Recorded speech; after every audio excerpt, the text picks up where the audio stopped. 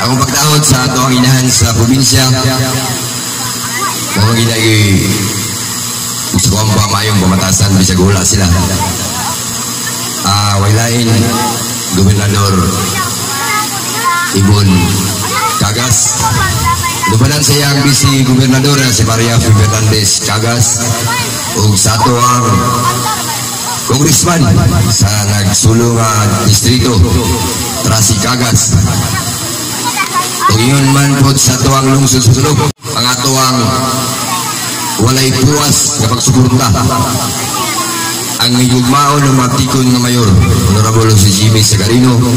Inupanan sa iyang Vice Mayor Attorney Willie Villegas ug sa iyang mga konsehalis. Salamat kay akong bro Dundon. Salamat kay bro sa suporta diri. Muni ang pinaka-simple nga butang bitaw nga makita na ako isip amahan sa barangay. Nakita na ko ang taga-site nga grabe good ka ang suporta nga gihatag nila sa mga okasyon. Una, nakita na ko nga work sudan bitaw ang lami, naman ang lami pero ang presentation ba kung kaya ba yun. Sa una gikayong ko na ang Sulungbali, daghang mga talented sa Sulungbali. Sa una panahon lang si Rebet, Russell, di naman tamo kuha search, singing competition, di naman tamo kuha tagalayang lugar.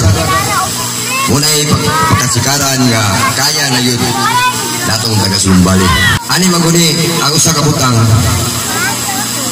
dili mahimong malampuson kung nagkawatak-watak ang mga katawhan. Sana dili bitaw ang purok size labi na sa barangay side sabot sa kong panahon akong gistudyohan naunta abot ang panahon bitaw nga magkahiusap ang tanan wala may tinguha sa namunuan sa barangay, sa lungsod, sa probinsya kundili ang panag-iusap yun. So siguro karong panahon na nakita na ko nga mura mag-hapit na yun natuman ang damgo nga magkahiusap ang tanan.